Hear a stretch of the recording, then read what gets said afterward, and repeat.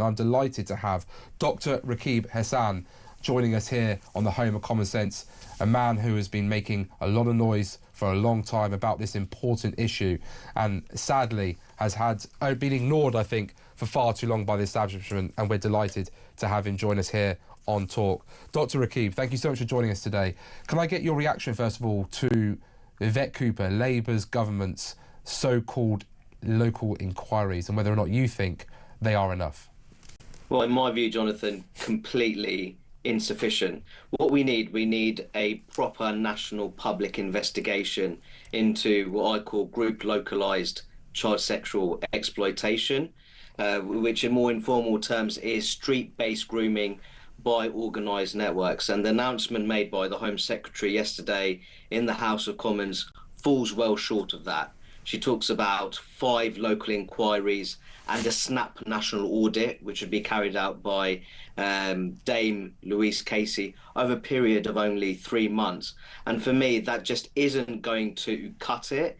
And also, I believe that these local inquiries, they won't have statutory powers.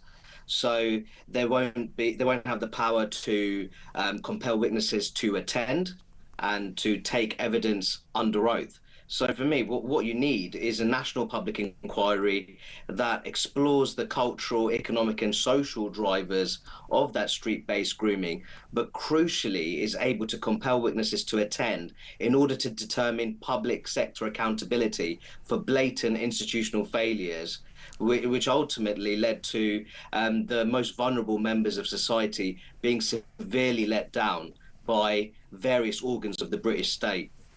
I think you've, in one of your articles in The Spectator, really used some great words. For example, you've talked about how this is a toothless announcement from the government, the fact that there is a risk that potentially compromised public institutions could ultimately be marking their own homework.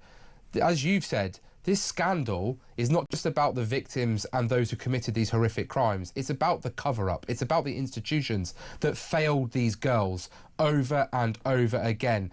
And I don't think this government has understood that's what the public are most angry about right now. No, absolutely. And I think that what we need is a proper national public investigation, a statutory inquiry, which really looks at those very important matters of accountability, holding people responsible for those blatant institutional failures. So that would include local councils, police forces, social services. And I think you also need to look at the Crown Prosecution Service and the courts if we want to look at whether appropriate justice has been delivered for the victims and survivors of these heinous crimes. I actually was dealing with, as a Member of Parliament, a particular case localised of a girl called Jodie who sadly lost her own life and was dealing with her mother, and the case is just simply horrific. A young lady who was being interviewed now by Sammy Woodhouse, who was raped, who ended up giving birth to a son of hers. The rapist that is part of one of these grooming gangs. And I worked very hard with the then editor Mark Waddington of the Stoke Sentinel to try and expose the name of the individual using parliamentary privilege who committed this awful crime. And the fact that places like Stoke-on-Trent are not even named in one of the lists of these 50 towns, yet in numerous reports that have been written, Stoke-on-Trent is somewhere that's seen to be a hotbed of activity. As you say, are you concerned that we've got this list of 50, we're only actually having an inquiry into 5, but this goes well beyond the list? This is infecting many parts of our United Kingdom.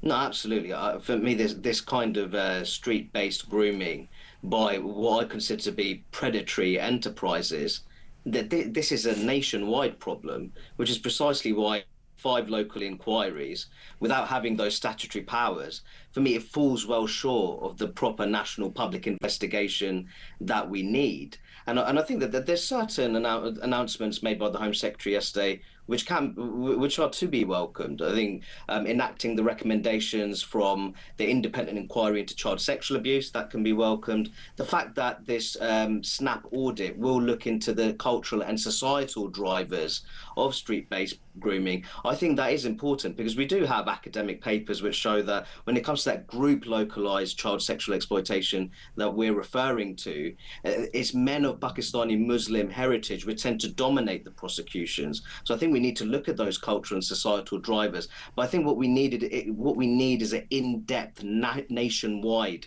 investigation. And I have to say, I think the issue with the local inquiries is that you may have public institutions who are ultimately marking their own homework. So I think it falls well short of having those rigorous independent investigations that we need to see. One of the points you just raised there is obviously the fact that in terms of prosecutions, British Pakistanis are indeed heavily populated within those statistics. There are people, particularly on the left, I found, who have actively messaged me on social media to say, actually, wait a second, 83% of the offenders are white in these type of cases. Why is it that this is being turned into a racial or ethnicity or indeed cultural issue? Do you think that's just muddying the waters? Do you think there is a specific problem within the British Pakistani community, or is actually just that they're overly represented, but there's many other people who have so far walked free that come from other ethnic backgrounds that should indeed also be seeing their day in court? Well, I think it's certainly problematic to frame this as a Pakistani problem. Now, for example, how many white-collar Pakistani origin professionals are involved in street-based grooming?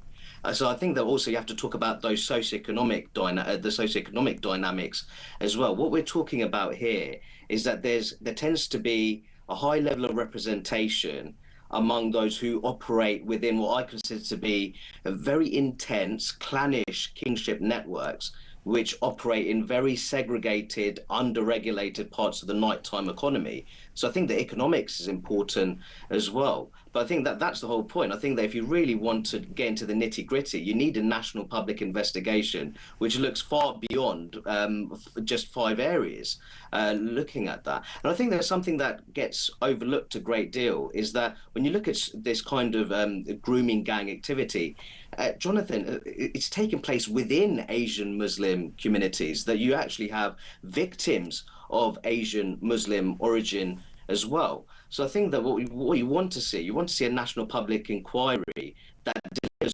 justice for those victims who may be from a variety of backgrounds. But I think in cases where, in places such as Rotherham and Telford, for example, where the victims were predominantly white British working class girls, I want to see those public institutions investigated to see, are there class-based prejudices? Were these girls ultimately seen as worthless, not deserving of protection? And I think there has to be that debate on whether these institutions were paralysed by racial and religious sensitivities.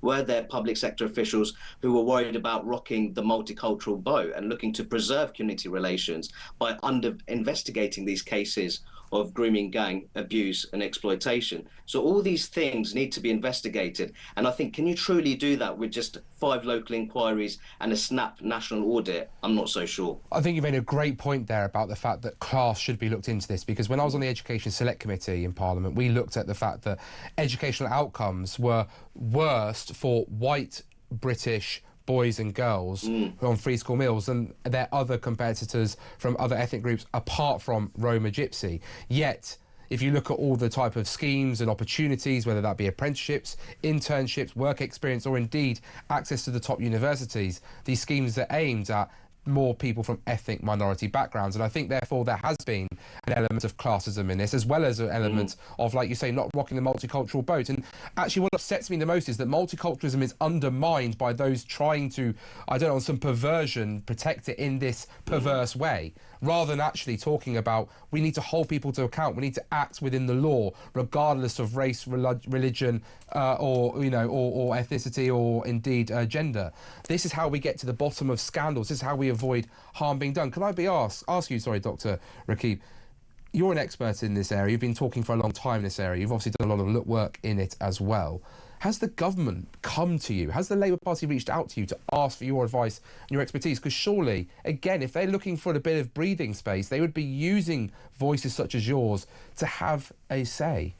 Well, even though, Jonathan, I'm a traditional Labour voter, and one of the first things I did when I gained full-time employment was join a trade union, I can tell you now that the Labour Party hasn't reached out to me. And I think that it's really important that you make this point about underprivilege within white British left behind communities, deindustrialised communities. And I think that the real problem here for many people on the left, that they just can't comprehend and get to grips with group localized child sexual exploitation, is because it undercuts those theories of white privilege, and also it ultimately undermines their worldview of minorities being oppressed. Because I think it's very clear that in many of these grooming gang cases, who are the victims and ultimately who are the exploitative oppressors. And I think they simply can't get to grips with that, and they just can't face up to the reality.